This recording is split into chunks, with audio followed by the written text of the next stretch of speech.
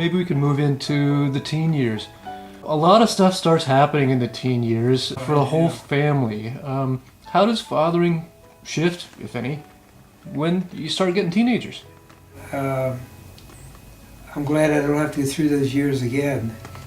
They are the toughest years, I think, of raising a family. And I think of many times,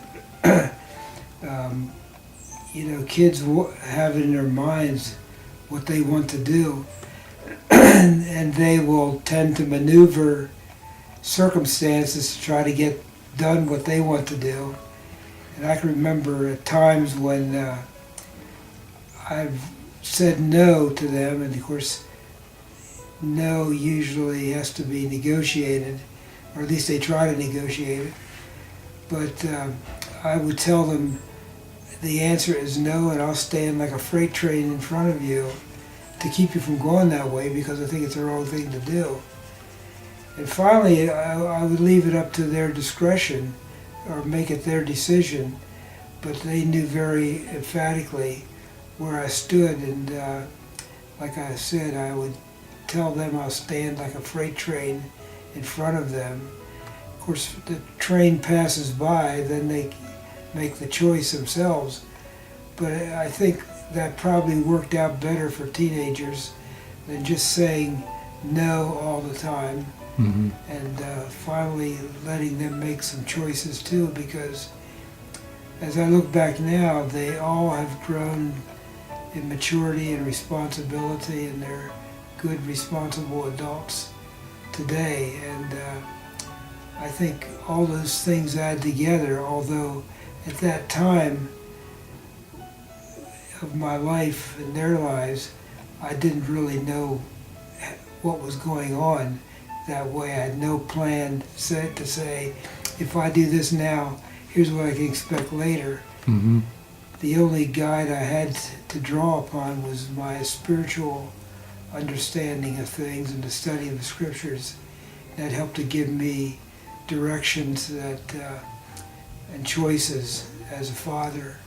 How do you see, again, if at all, the spiritual aspect of fathering changing from little ones to teenage years? I think in the very early years, you teach them principles and stories in story form, but you teach them principles.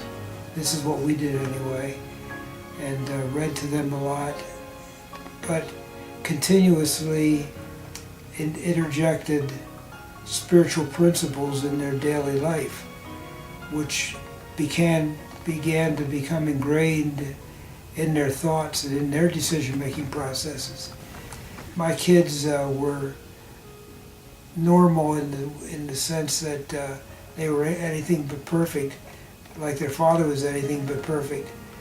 But I think that some of the choices they made were, as teenagers, were the result of the training and input at a very young age, because truth in a person's life has to work in all situations. And so when they got bigger and the decisions became bigger, I think the truth that they relied upon many times went back to what they learned as little kids. What are your thoughts on that journey from 13 to 17 and a half, almost 18, in terms of how much latitude you gave them for their choices? How did you gradually move toward their independence? As I recall, we were very high in our expectations of our kids, and we did give them quite a bit of leverage. And of course, the car issue and issues was always a part of that. And I bought them, two of my older sons, way back in the 60s, I bought them a Chevy station wagon. Mm-hmm. They called it the Tank. So it was their car to maintain, and one time we had to put a new transmission in it, so they had the car jacked up and change the transmission themselves. And so... Which itself was a very practical learning experience, how to do Yeah, stuff yeah, like that. It was, and that's true. So they were responsible for the maintenance of the car and everything, and I'm sure they did a lot of things that I don't know about, as all kids do. I think of my own life way back when I was a teenager. But we gave them as much direction as we felt we could, and we would rather have been on the heavy side of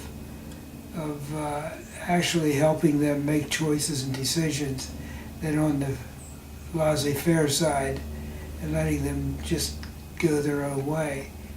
Because I remember my own wayward teenage years, and I really didn't want my kids to waste time out of their life with some of the things that I did. Fred, I'm not sure how to work this in, but I've been thinking about the motorcycle and the snowstorm story. Could you fill us in on that story? Well, that goes back quite a ways. From the story starts long before the snowstorm. Okay. Because I met Norma in 1950, and the only transportation I had was a Harley Davidson motorcycle. Oh, it was a Harley. I hadn't remembered that. Yeah, and she lived about 10 mile away up country road from York, and in the wintertime I used a huge big windshield. Actually, it was a windshield made for a police motorcycle. Mm-hmm. It was canvas in the front with an acetate windshield at the top. But I would ride this thing in the snow or any kind of weather that I had to face to get to her house. Had to see your lady. I had to see her went up there every evening. And so one time I started out from York, and it was snowing so hard there were no cars on the road. Mm. And by the time I got to her house, the snow was piled up in front of the windshield. Wow. And so I made it. I guess that's the story you're referring to. That's the one, yes. You got some of your own stories too. Snowy motorcycle.